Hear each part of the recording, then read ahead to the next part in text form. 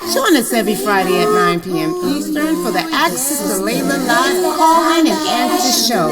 Please join Ustada Laila Nasheeba. If you have any questions in regards to this theme, call in at 862-370-2838. Now streaming on various platforms right here on Sunnahfollowers. Ask Sis Laila live. Sis Laila live. Weekly for the show at the hour. Ask Sis Laila live. Sis Laila. Invite your friends and family. Get cozy. Ask Sis Laila.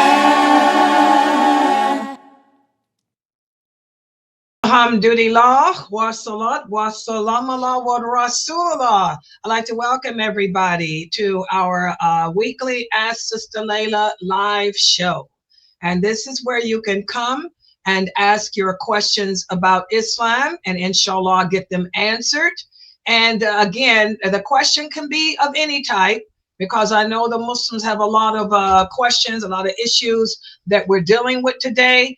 And again, I am streaming simultaneously on many different platforms. I am live and simultaneous on Facebook.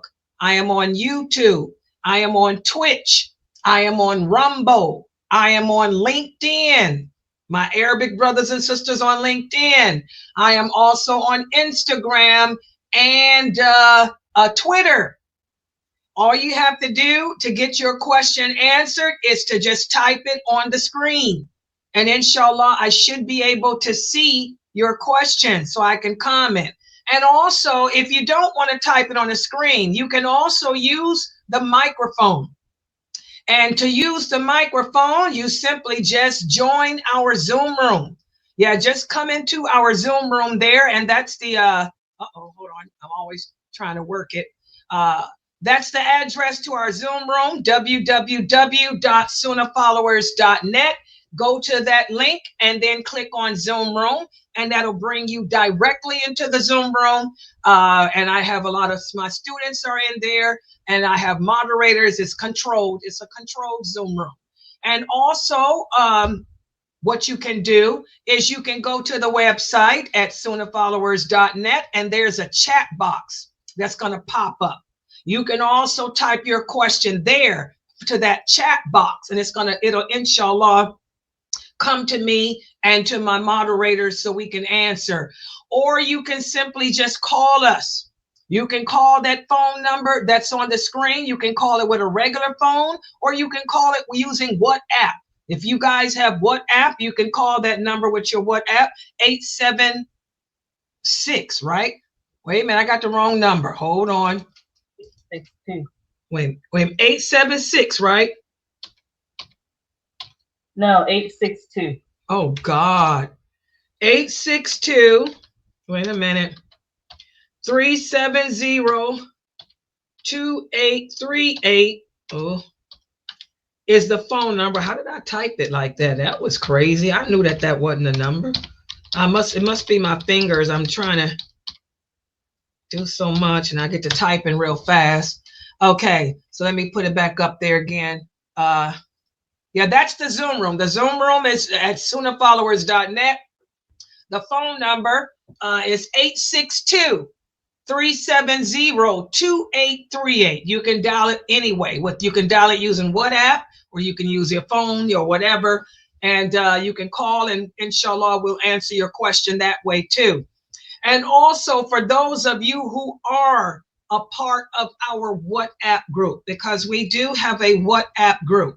If you are a part of my WhatsApp group, you can put a question there too, and inshallah it'll get answered.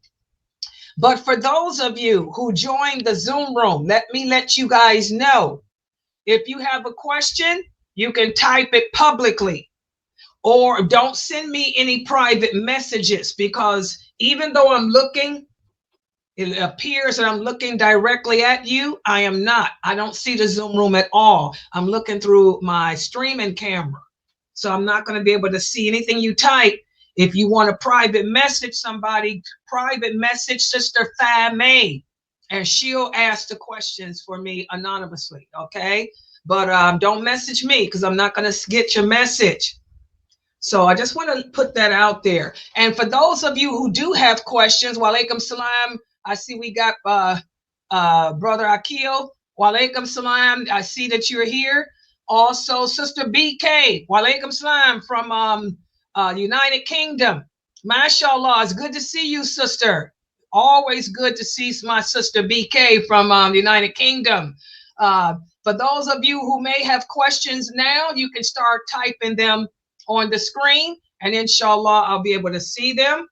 Also, before we I want to address one thing before I get started with any other questions.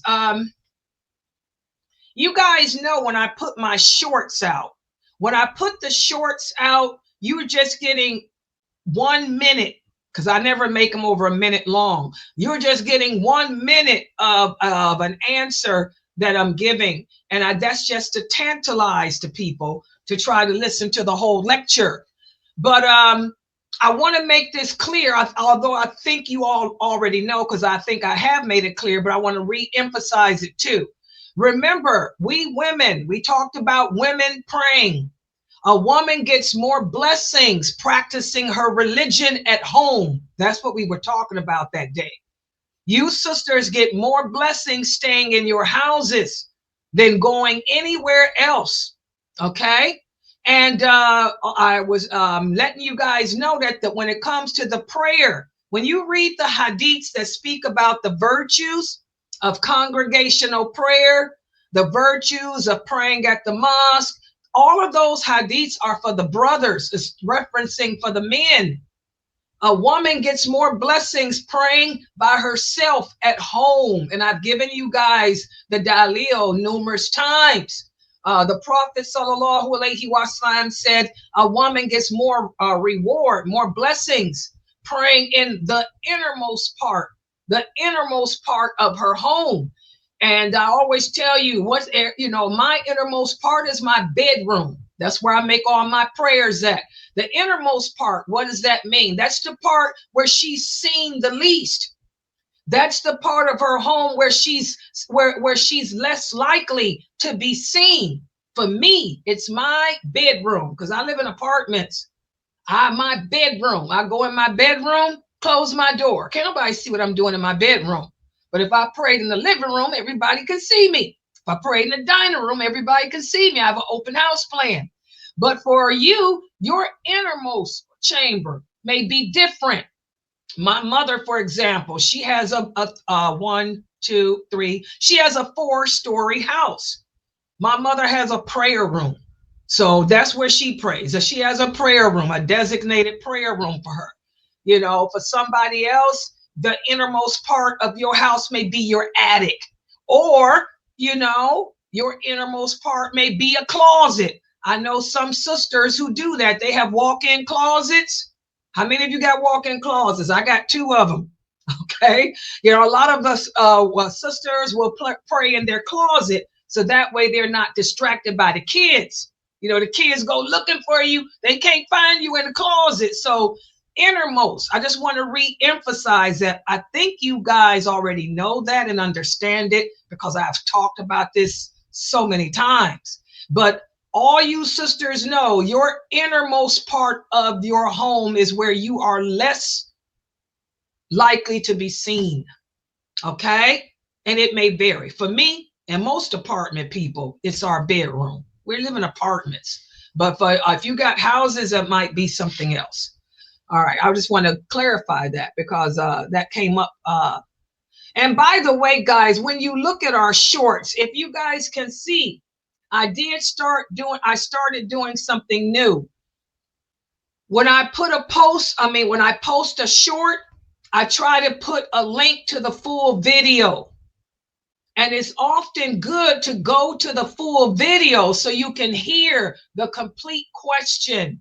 You can hear the complete answer, because again, a short is only 1 minute or less. And I try to edit to just get you the meat of whatever the answer is. So please check out the full video when you look at those shorts, because more information is in the full video. Just want to let that be known. Yeah, exactly, sister. Yours is your bedroom too. Yeah, that's because most of us live in apartments. If you got an apartment, I mean, most apartments are open floor plan. You got to go to a bedroom. Okay, but houses are different. Like I say, my mother got 3-4 floors. She has a prayer room. So whatever yours, and bottom line, the whole point is to not be seen. What's the whole essence of that, of the prophet saying that? You know, where you get the least attention, because as women, we don't want to bring attention to ourselves. That's why when we leave the house, we cannot wear perfume. You know, perfume brings attention, not makeup. Who's going to be looking at my face? Most people walk and be looking down. But if you looking down at the ground and I walk past you and you smell me, you're going to go, whoa, what was that? That's attention. That's attention. Makeup is not haram, and makeup don't bring no more attention. If a woman looks nice, she just looks nice. Nothing you can do about it. Allah is the creator. Okay? Lower your gaze. But perfume is a different thing. It's going to deliberately, intentionally attract somebody's attention.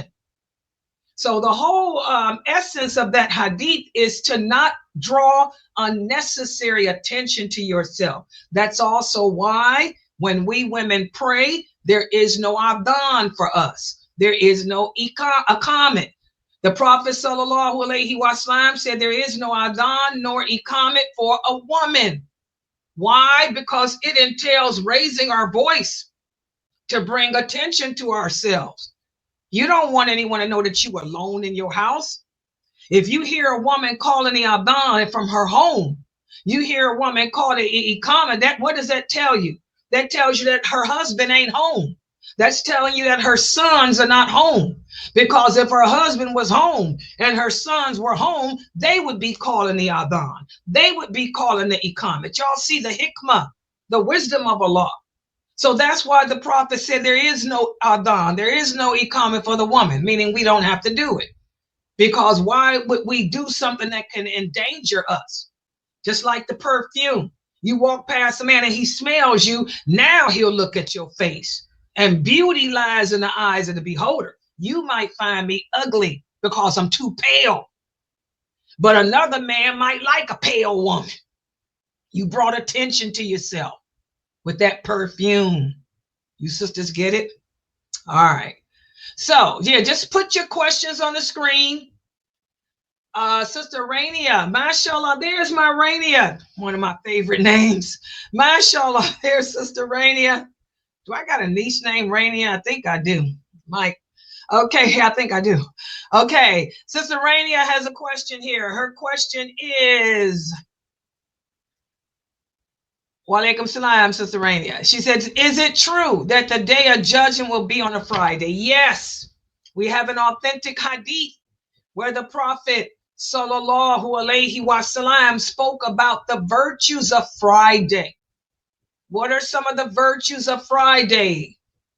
Okay, it's the day that Allah, exactly, good job. You got it, new Muslims. Mashallah, exactly. Y'all remember that hadith? We went over that a couple of weeks ago.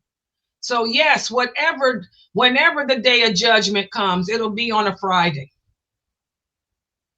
And remember, we will be the first nation to be judged. Why Friday? We will be the first. We will be the first to be judged on the day of judgment. And we will be the first to enter paradise. And that's another question I wanted to answer. Thank you for reminding me, Brother Bilal. Brother Bilal brought the question up to me about paradise 2 days ago, and I didn't have a chance to answer him because I was busy doing other stuff. The question is it true that the first people that will enter paradise are the prophets? No, No, there's numerous hadiths that the Prophet Muhammad sallallahu alaihi wasallam has described in detail the occurrences on the day of judgment. And he told us that every prophet will stand before his nation. So Jesus will stand before his people, Moses before his people, Prophet Muhammad before his people. The first to be judged will be the Prophet Muhammad's people, our people. The Prophet sallallahu alaihi wasallam says we were the last to come in this world, but we will be the first to come in the hereafter, followed by the Jews, followed by the Christians. Our day is Friday. The Jews' day is Saturday. The Christians' day is Sunday. Those hadiths are all authentic, Bukhari and Muslim. Okay? So we will be judged first. And then after us, Allah will do the other peoples in that order, the Jews and then the Christians. Okay? And exactly. Good job, Brother Bilal. You're right. There will be no Christians in paradise. There will be no Jews in paradise. You remember the hadith now, right? The people who were the true followers, the people who were with Jesus, alayhi salam, the people who were with Moses, alayhi salam, they weren't Jews, they weren't Christians, they were Muslims. They will enter paradise. Exactly. Now you remember. Right. Okay. Yeah. Yeah, it's a lot of information. It's okay. If you guys get kind of mixed up with the information, it's okay to come here and ask me, because I'm teaching you guys the basics of Aqidah. But a lot of times it's so much information, it can become overwhelming. So if you ever get confused, don't feel bad, about coming to me asking the question again. Yes, alhamdulillah. Wa alaikum salam, Brother Muhammad. How are you? Brother Muhammad was one of our new shahadas too. Yeah. Yeah, he has. Yeah, that's whose picture that was. Exactly, on the short. You guys like that short I put out. That short that I put out answering that question has a lot of views. Yeah, his picture, when I make the short, it comes out, because I try to put y'all on the screen if I can, so other people can see the question. Yeah, that's who it was. It was him. Yeah, it's Brother Muhammad. Alhamdulillah. Okay, any questions in the Zoom room? Yeah, we have one here. The question is, forgive me if this is too personal, but when a woman masturbates, does she needs to make ghusl afterwards? Didn't we just have this filthy question? I mean, it ain't filthy, but it's embarrassing. Didn't you just, the person that asked that question, didn't you just ask me that 3 weeks ago? What's wrong? You forgot? You ever seen that movie called Mr. and Mrs. Smith? Remember when Angelina Jolie took that telephone and knocked him in the head and he started doing this? And Brad Pitt said, what, you got a spasm? Didn't I just answer that nasty question for you last week? Person, type at and see what answer they give you. I'm not going to sit here, guys. It wasn't her. Huh? She said it wasn't her. Was it her, Fatma? You know it was, wasn't it? Was it her, Fatma? Fatma don't want to tell on you. This would be a different person. Okay, I'm going to tell you, I'm not going to keep answering the same questions like that about sex over and over again. We got to have some type of haya, some type of modesty. As we talked about in our class on ghusl, which I don't mind answering because you need to know. Is she a new shahada? Can I answer that question? You want to try to answer it? Yes. Let me hear your answer. Okay. All right. So after you have something with your husband, you have to do is you have to go You have to go in the bathroom. You have to take a shower, wash your hair, and everything. And then, yeah, you just have to make sure you're clean. Yeah. Okay, you're a new Shahada. Okay, so that's one of my new Shahadas. Good job. So you remembered that, right? That's after relations with your husband, right? Yes. Now, let me ask you, see if you remember this. What about after menses? What do you do when your menses ends? Repeat that. What do you do after your menses ends? After your period is over, what do you do?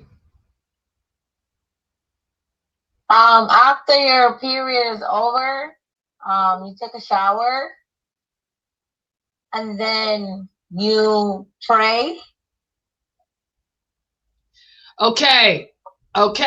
Now, let me ask you this question, because since you were the new Shahada, let's see if the rest of y'all new Shahadas get this right too. Now, say for example, your hair was in braids. Do you wear braids?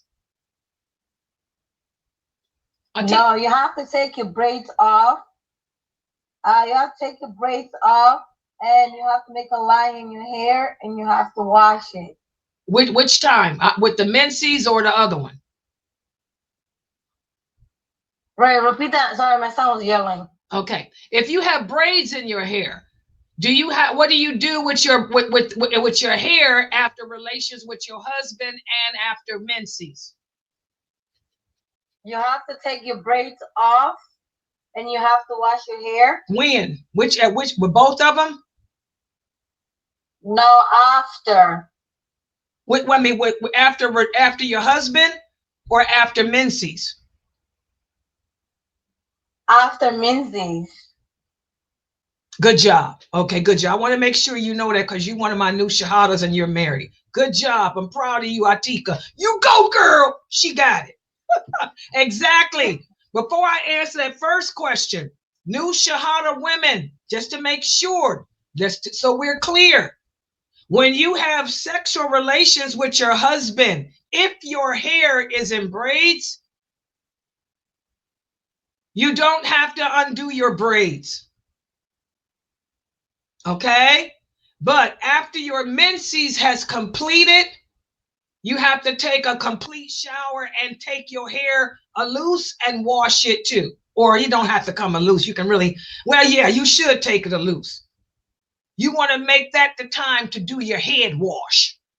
You know, the full thing.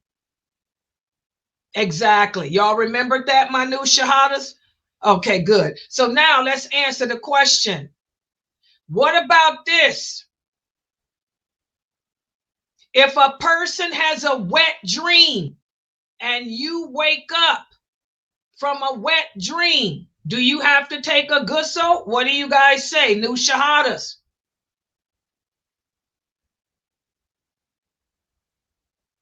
You have a wet dream and you wake up from the wet dream. What do you do? Atika, do you remember that one? Okay, Brother Muhammad said, do you have to make a prayer, right? No, you don't have to make a prayer. No. You don't have to worry about wet dreams because you married. Okay, Brother Muhammad got it right. Yes. If you have a wet dream and you wake up and you see signs of the wet dream, if there are signs of the wet dream, then yes, you take a complete ghusl. You take a complete ghusl. New Shahadas, that's for women and men. But if you're having a wet dream and you wake up and there's no sign at all, do you take a ghusl then, Brother Muhammad? Brother Muhammad, if you're having a dream and you wake up and there's no sign at all, do you still take a ghusl? Isn't that answer no? Yeah, the correct answer is no, because sometimes a person can be asleep and have an erotic dream. If you're having a dream and you wake up and there's no sign, then no. So now that brings us to the last scenario. What about if a person makes themselves do that? Do they have to take a ghusl? Yes. Yes. Because you got the sign. You've done that. So is that your answer? Did the person get the answer, Fame? So yes, if you make yourself do that, yes, you have to take a ghusl. You got the answer? Allah loves cleanliness. He doesn't like filth. And when you present yourself before Allah to pray, you have to be in a state of purity. You don't want to be in a state of filth or dirtiness. So yes, you must take a ghusl after doing that to yourself. Exactly, Brother Muhammad. Because there's discharge. Yes. Yes, because of the discharge. Exactly. Does that person understand the answer now? Let's pray we don't get this question again next week. All right, next question. Even if there's no fluid. Okay, who is that? Is that a female? Yes, Sister Dina. There is fluid. You a woman. A woman's gonna make fluid. Come on, women. Not only are you going to make fluid, you want me to get nasty? You're going to make the fish smell too. Come on, women. Y'all got to woman up. You grown women who done had children. Y'all know better. You know darn well you got to take a ghusl. Muslim all your life and got 50,000 children. You know that answer. All right, next question. I answer the question and they come back with that. No fluid. What woman don't have fluid? Something wrong with you? You a prune? Come on, you got fluid. You making fluid. These are the questions the female dyer has to deal with. All right, next question. Woo, you women are crazy. Yes. Yes, you do. Exactly. That's like, you got it, sister. Yes, you, sister, whether you ejaculate or not, the simple fact that you're doing that to yourself, you're making fluid. If you weren't making fluid, it's going to be painful as heck. And you wouldn't do it. Because ain't nothing worse than a dry. And you know I'm talking about. Ain't nothing painful than the dry. So there is fluid. You made it. So take a ghusl. Okay, next question.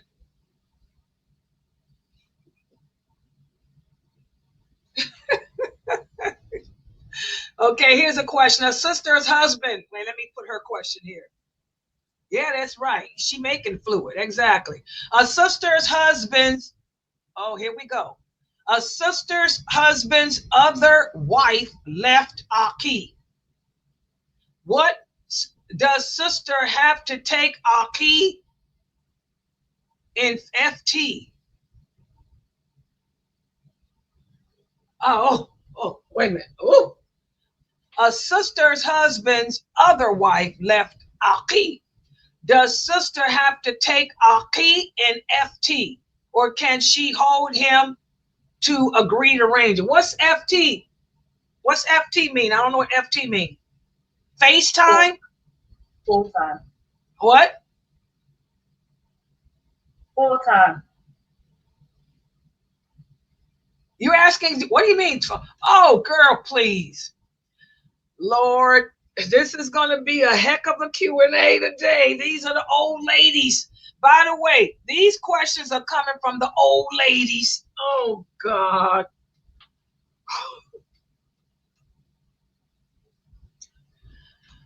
Okay. If you agreed,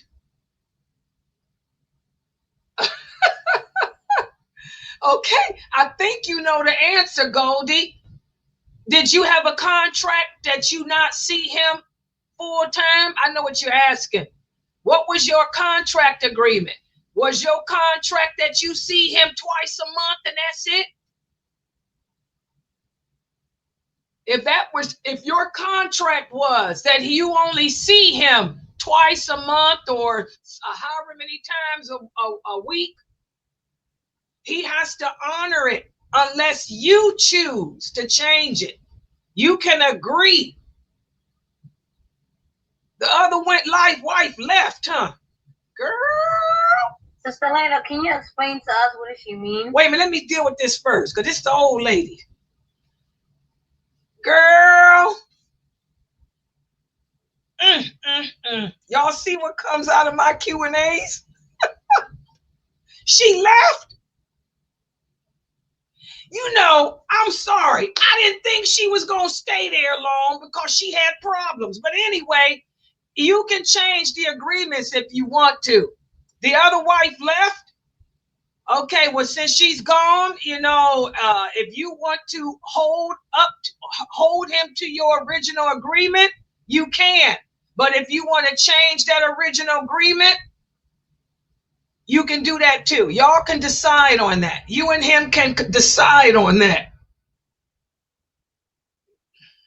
Yeah. What she's talking about is, guys, you know, I keep telling you, American Muslim women.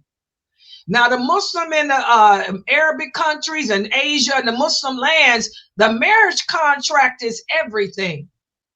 We take our marriage contract seriously. A marriage contract can sometimes take a year to write, to agree to. Okay, so what she's saying is this is a sister that married into a polygamous marriage. Okay, but her agreement was that I only see you 2 times a month or 3 times a month, because she wasn't looking for no full-time marriage anyway. She already knew that he had another wife. Her thing was, I'm not gonna, you know, I'm an older woman. These are older women. Just marry me, and you know, we just I need that companionship and all of that. But I'm an independent woman. I'm self-sufficient. These are women that are independent and self-sufficient. So they marry basically for companionship. And they'll say, you know, I work and I got, you know, things to do, but we'll agree that we can see each other maybe 2 weeks out the month or 4 weekends out the month. If that's what she agreed to and he agreed to originally, that's the contract. But now she's saying that the other wife, the first wife, left. So now the brother just has her. So she's asking me, can he dictate to her that he now wants her to tear the paper up and be his full-time 24-hour a day, every day of the week woman? That's the question. Okay? And my answer to her is whatever they agreed to in that contract stands, unless she's willing to make the exception, which she probably will. You know, we make contracts and we fall in love. She'll probably end up with them all the time. But whatever the contract is, it's the contract. Because he can find another woman. He can find another wife. A man's allowed to have 2, 3, 4 and hit the door. Okay? Girl. And I want you new shahadas to understand something. When a woman walks away from a marriage, that's something serious in Islam. We have to do things the way Allah says. You just gonna leave? What kind of stuff is that, girl? That's some crazy stuff. You know, see how we're imitating the non-believers in everything, man. Yeah. Okay. Yeah, inshallah, I'm hoping that you're going to change it. You know, because love comes later and we change. Yeah. But to answer your question, Islamically, your contract is still your contract. And Allah knows best. Any questions in that Zoom room? Yes, the next question is it true that once a woman reaches past childbearing years, that she does not have to wear hijab? Oh God, y'all see, this is the elderly woman day. These are the older sisters. Lord have a mercy. Let me put this up here. And I'm going to answer this question. I was hoping that this question would come up one day. Let me put the link to the phones there. Okay. All right. First of all, this is another example as to how women in the West, you know, we take the words of Allah, the hadiths of the Prophet, and twist them around to suit our needs. And again, when it comes to this religion, we have to learn the Fusha. We have to know the Arabic. Okay? When Allah speaks about past childbearing years, it does not mean that you had a hysterectomy. So because I had a hysterectomy and can't have no babies, I ain't got to cover up. Nope. It doesn't mean because Allah said I can't have children, that means I don't have to wear a hijab. Nope, it doesn't mean that. What it means is you are so old, you are so feeble, you are so wrinkled up as you become close to death, that if a man saw you standing up butt naked, all he would do is feel sorry for you and say, somebody take that poor old lady and put her in the house. That's what it means. Past childbearing years is not an age. Past childbearing years is how you look because of your old, wrinkled, close to death body. And I don't know no woman, I don't know no female on planet Earth who would want to be called so old, so wrinkled, so unattractive that if you stood outside in the traffic butt naked, the men would just feel sorry for you and say, somebody help that poor crazy woman and put her back in her house in some clothes. I don't think no woman wants to fall in that category. So no, that hadith does not mean that because you cannot have children, you don't have to cover up. Does every woman here understand that? I am 63 years old. I can't have children. Do y'all think I can walk out the house naked? What do y'all think would happen if I took off my hijab? I'm 63 years old. And I got to keep these men on this website in check because they think I'm 20. Okay, so past childbearing years has nothing to do with age. It's your health and physical appearance. And Allah knows best. What's the comment? The woman in who got on the mic, what's your comment?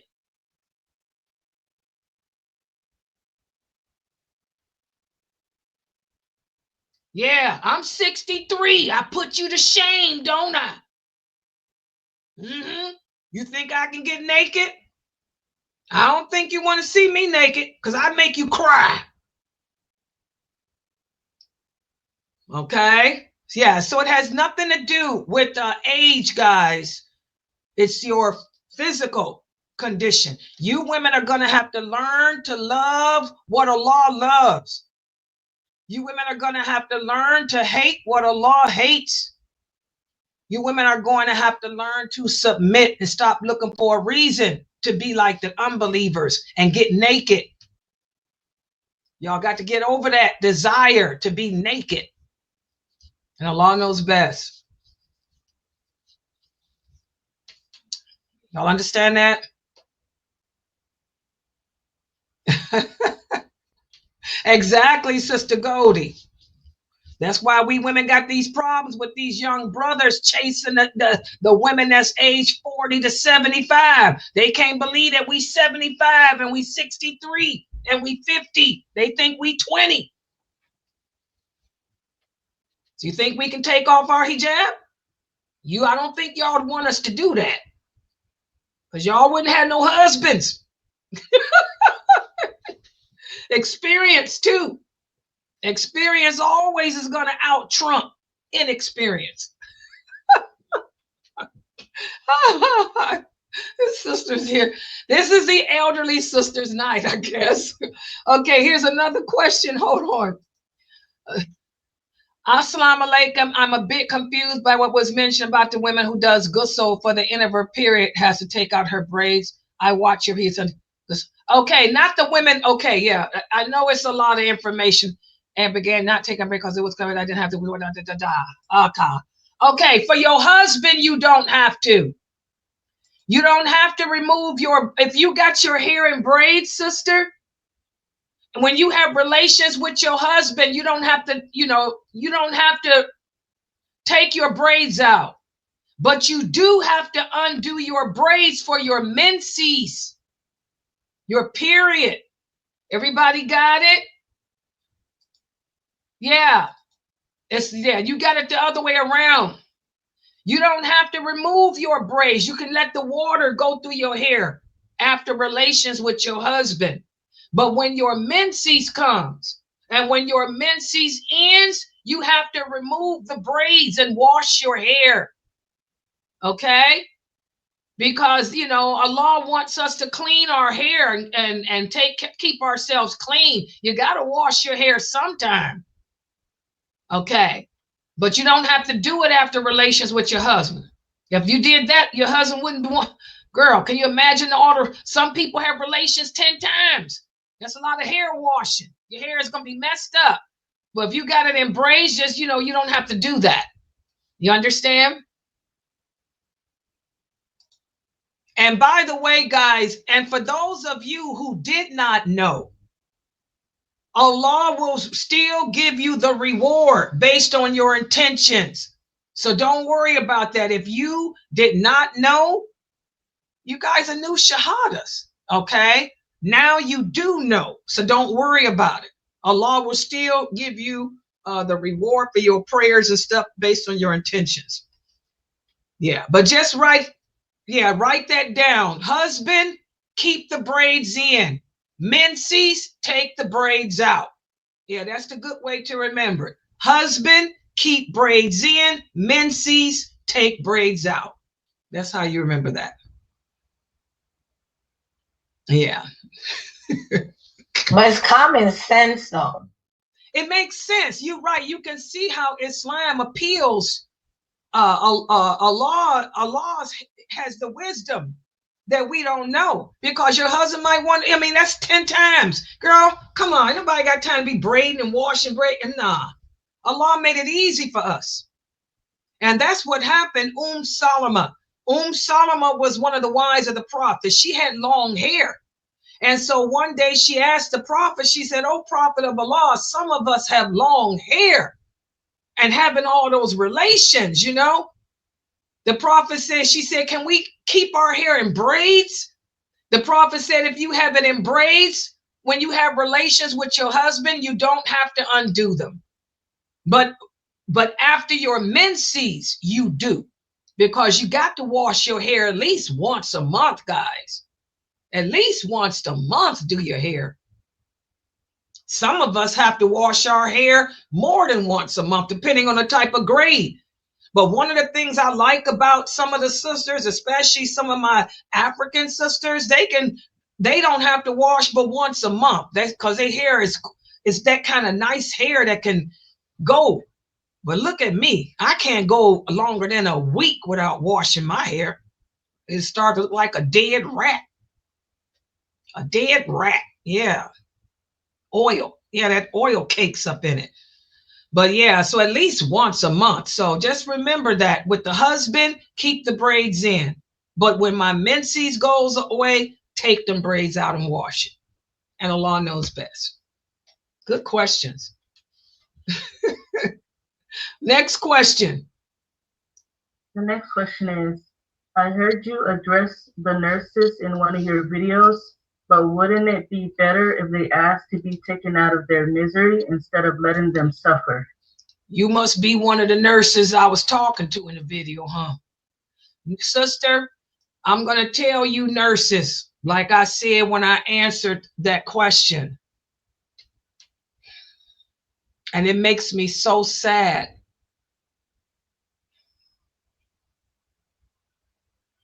Because I worked in that field.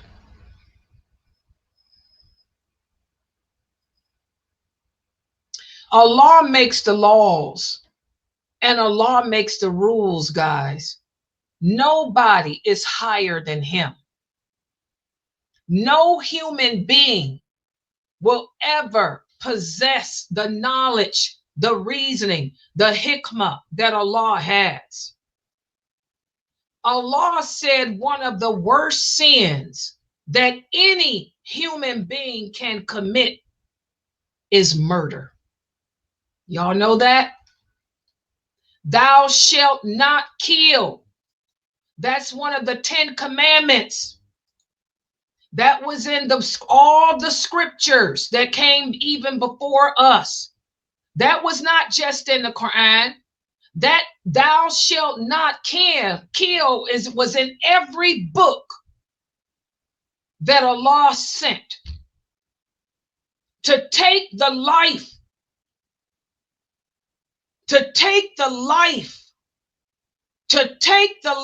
of one person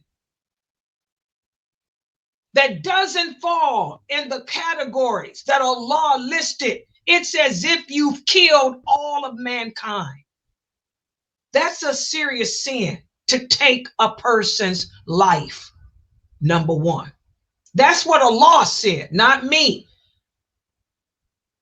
Do you women believe in Allah, or do you women believe in murder? Yo, killing people is your God. Okay? Some people are sick. Some people have hard hearts.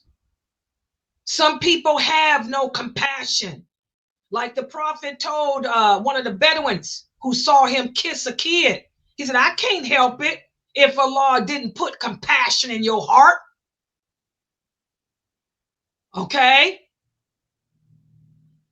Number two, not only does Allah say thou shalt not kill, because that's a cardinal sin, but he also says never lose hope. Never lose hope.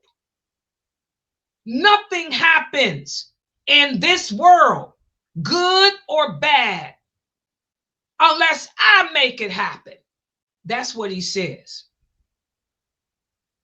He also says, I will never put a burden on any of you that's too great to bear. He says, I'm going to test you in this life with everything that you love. Your husbands, your wives, your children, your money, your health. But understand, whatever test I send to you, you can handle it. Otherwise, I wouldn't send it to you. And then Allah gives us a great example. This is the maqasid. Shows how the Quran is maqasid. Allah gives us this parable and the story of one of the best men created, Prophet Job. Allah allowed Iblis to fill Prophet Job's body with the most painful sickness imaginable. It was so bad. The pain was the worst pain that any of us could ever imagine. Did Job kill himself? Did Job ask somebody to kill him? Iblis came to him and said, kill yourself. Tried to get him to do it. Iblis came to him, tried to get him to say something bad about Allah. You know what Job did? Job just laid there. He said, Alhamdulillah, because if Allah has chosen to afflict me with this sickness, I know that I can handle it, because if I couldn't handle it, Allah wouldn't allow me to be afflicted with it. So Job said, Alhamdulillah. So that's number 2. Number 3, the Prophet Muhammad said, the lawful and the unlawful have been clearly defined by Allah. No one has the authority to make things lawful or unlawful but Allah. So now, what makes you crazy nurses think that you hold the soul of man in your hands? So because a person has cancer and they're saying how much pain they're in, first of all, Allah sends treatment. Another example of the mercy of Allah. Allah says, for every sickness, I will send the treatment. They have a lot of pain medication out there, sweetheart, that can help people, even people who have been burnt, even burn victims. Allah has sent treatment to help with the pain. And if the pain is unbearable, Allah takes the soul. So again, I don't know why you women want to fight Allah on this. You think that you are better than Allah? You think that you are the Almighty? You going around killing people. You think that's compassion? That's not compassion. That's a murderer. You women are murderers. And you women are going to answer to Allah for all the lives you've taken because of your disbelief in Him. Because if you believed in Him, you would do what? You would submit like Job did. You will submit like people have been doing since Allah created Adam. But you women want to play with science. You women want to play with the human's soul. So you want to kill people. All I can tell you sick women is you're going to answer to Allah. And it better not be none of my relatives that you killing. Because I'm coming after you for key sauce. And Allah knows best. Does that answer your question, person? You think you know mercy better than Allah? You think that you know what is compassion and Allah doesn't? You think you know more than Allah? You sick women. And that's what you are. You're sick women. All I can tell you is let it be one of mine you do it to. You're going to learn what key sauce is. Comments? You got any comments, sister? These murderous nurses. And by the way, guys, this is one of the signs of the last hour too. The prophet said one of the signs is that we will give beautiful names to bad things. You're a murderer. You're killing people, but you call yourself showing mercy. So now murder has become mercy because you call it merciful, compassionate killing. That's supposed to take away the fact that you're a murderer? Not here. It don't work that way, sweetheart. It don't work that way. All right. She got any comments?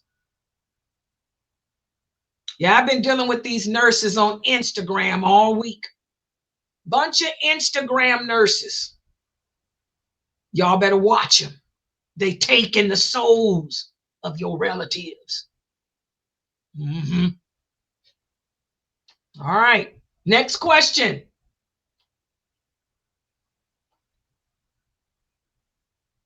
Next question is, this one would be from YouTube. Finding Islam was difficult, but I must say after converting, the Muslims aren't making life any easier with all the confusion and opinion, etc. Any words of advice on this?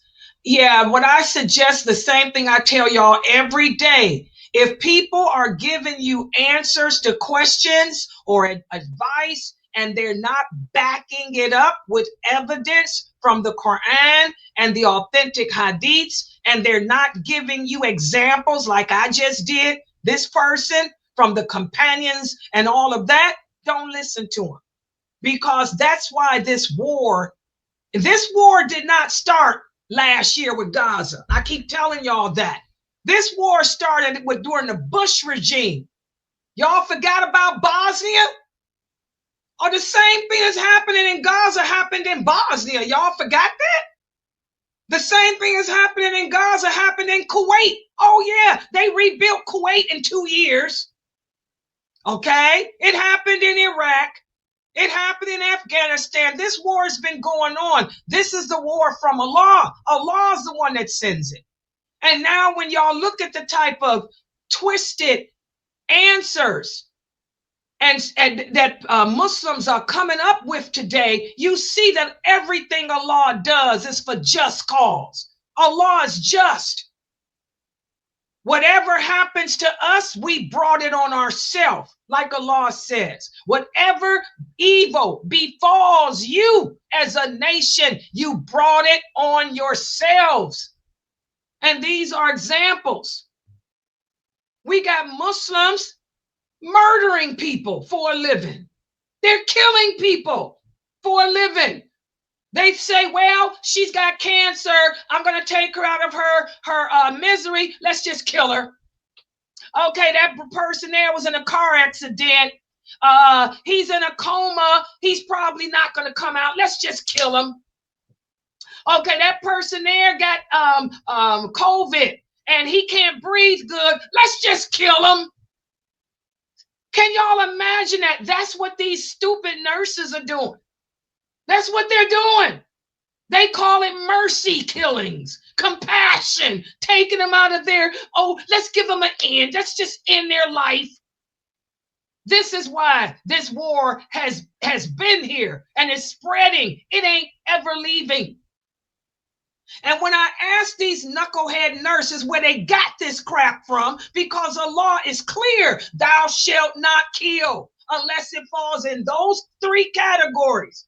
And that this is sickness is not a category. A lot of people come out of comas every day. A lot of people have cancer and beat it every day. A lot of people are in pain. Give me a Tylenol. I'm better tomorrow. But these people think they can kill for a living. Even though Allah said you can't. So I asked them, where did y'all get this from? Oh, the higher up scholars told us this. Tell me, who is higher up than Allah? You mean to tell me that there's a committee of human beings who call themselves scholars and they're higher than Allah? Are you out your mind? That's why this war came from Allah. That's why Allah is just in everything he does. And that's why it ain't leaving. It's going to continue to spread like it has spread. It started with Bosnia and Afghanistan, and look where it is now. It's all over Africa. It's getting ready to hit America. It's getting ready to hit Europe. So the best thing that I can tell all you new shahadas is, if they don't give y'all the evidence from the Quran and the authentic hadiths, don't listen to these people today, because they're crazy. The Muslims today are crazy, man. They're ignorant. These nurses, I've been fighting them all week. They're ignorant. Just a bunch of murderers.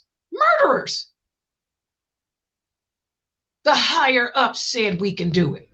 What did Allah say? Well, I don't care what Allah said. The higher up scholars told us we can kill them. Are you crazy? Okay, next question. I want to know what that nurse got to say.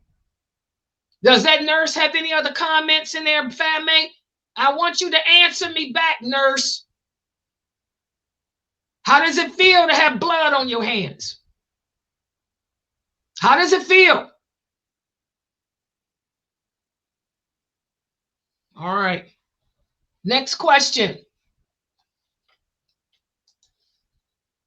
I have a question. Yeah, go ahead. So I work at a assisted living field with the old people. So since like I'm a Muslim, am I allowed to give a male shower? That's an exception. Yes, you can, because this is a treatment. You're a nursing. You're taking care of a sick patient. Yes, as long as you're not one of, we got sick nurses that commit murder. As long as you ain't a pervert who gets off on old men, then there's nothing wrong with that. But we got all kind of people today. The reason why I asked you that is because I work with them, and someone said, a chef person said to me, you can't do that because that's haram. And I'm like, how? When I'm not feeling dirty to take care of the person I'm taking care of the way I would take care of my own. Did he give you a verse from the Quran that says you can't do it, or did he give you a hadith? He's giving me hadith. What hadith? What's the hadith? What is the hadith? What does it say? And what's the source? Oh, no, not hadith. He just gave me like a little preach, and I'm like, okay. Oh, that's not a hadith, No, he didn't give me hadith, and I'm like, where does the Quran say? And I want y'all to know, y'all want to know who the most famous sheikh is? The most famous sheikh is Shaitan. So the name sheikh don't mean nothing but old person. So that's what I told him. I'm like, I don't think you know what you're talking about, because I'm like, that's not haram to me to take care of an old person. Yeah, just walk away from. Like I told y'all, new shahadas, turn away from the ignorant. Allah says in the Quran, turn away.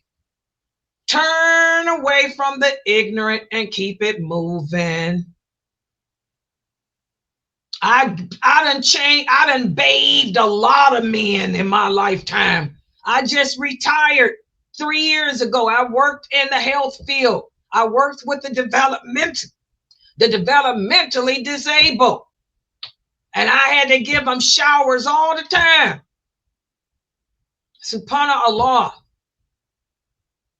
If you doing your job, I don't even remember how they look down there. You doing your job. That's a service you're doing.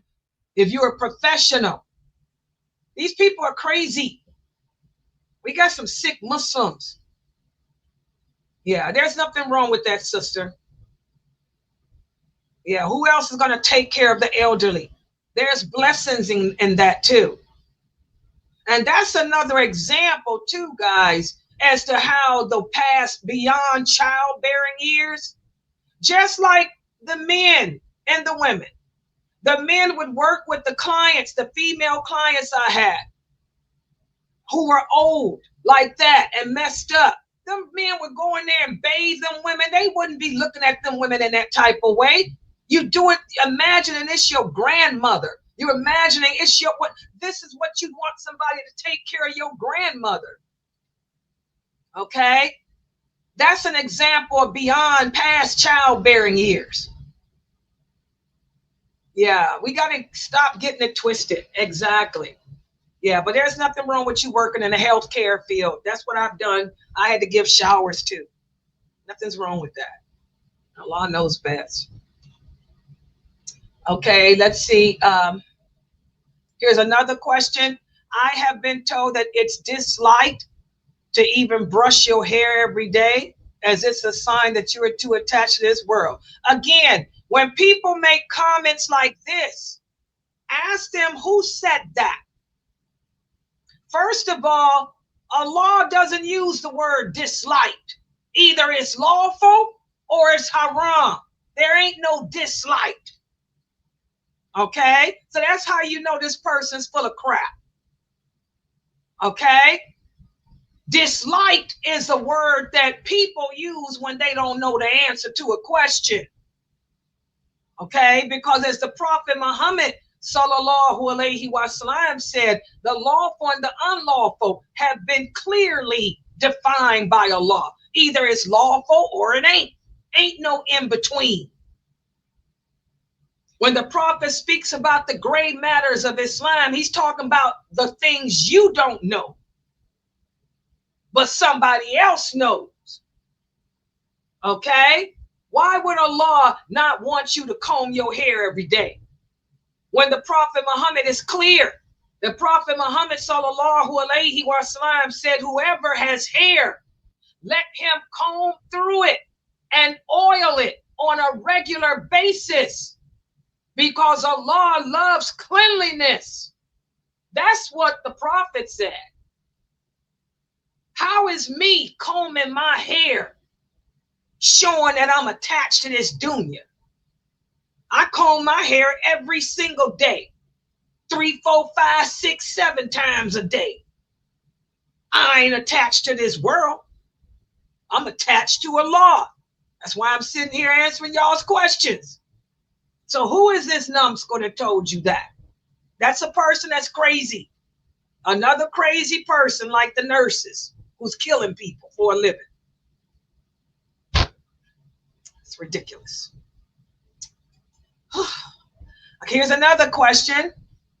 A nephew received a marriage offer from a sister who graduated police academy.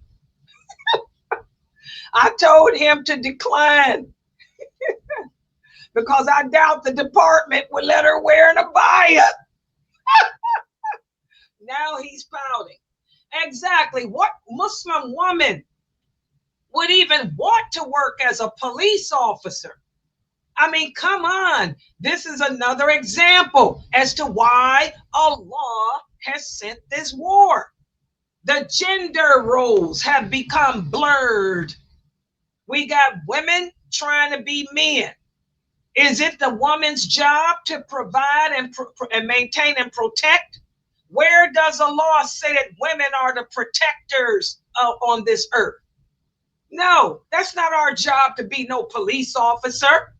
That's the man's job to protect, not yours. Your job is to be at home, protecting your children and yourself.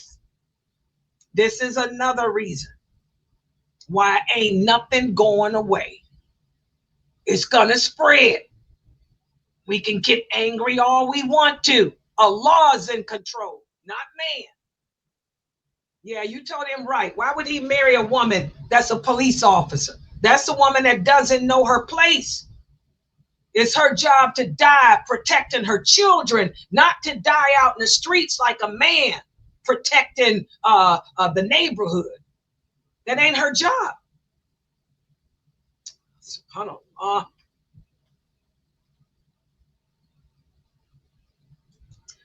Is it lawful for people to be an assassin? Come on, guys. That's like asking me, Sister Laila, is it lawful to be a murderer? I think I've already answered that question. What is it with Muslims today? Like I said, to take the life of another person unjustly That's a serious sin in Islam. Okay. Okay, Brother Muhammad said they quote hadiths, but because I am new, I don't know. Yeah, that's good. Well, and that's what this is for. That's why I'm here, inshallah, Brother Muhammad, for all my new shahadas, all of you. If there's a hadith that you're unsure of, bring it to me like you're doing. Ask the people of knowledge, like the Prophet said. That's our job, to tell you if it's true or not. That's our job. Exactly. Okay, here's another one. And if there's something I don't know, y'all know I'll get on the phone and call somebody that can answer. I'll call Sheikh Atlee, or I'll call Sheikh Morsi or somebody, or Jamali or somebody. So don't worry, you'll get it answered. Okay, Brother Muhammad said, what signs, if any, can I look out for to realize if Allah is pleased with me? Oh, there's many signs. One of the signs that Allah is pleased with you is He will cause the people to like you. He will cause the people to love you. He will cause the people who are good people to want to be around you. Also, one of the signs that Allah is pleased with you is He'll answer your supplications. Also, He'll cause good things to happen to you. He'll cause blessings to appear to you, meaning good things to happen to you. Also, one of the signs that Allah is pleased with you is He'll give you knowledge and understanding of this religion. He'll make everything clear to you. You'll be able to recognize truth from falsehood. You'll be able to recognize, like Sister Atika did, this man's crazy telling me I can't work in the healthcare field. I can't give a bath to this old man who's sick. You'll be able to recognize the idiocy of people. That's a sign that Allah is pleased with you. Also, He'll cause things to happen to you that you never thought possible. So there's many signs that Allah is pleased with you. And Allah knows best.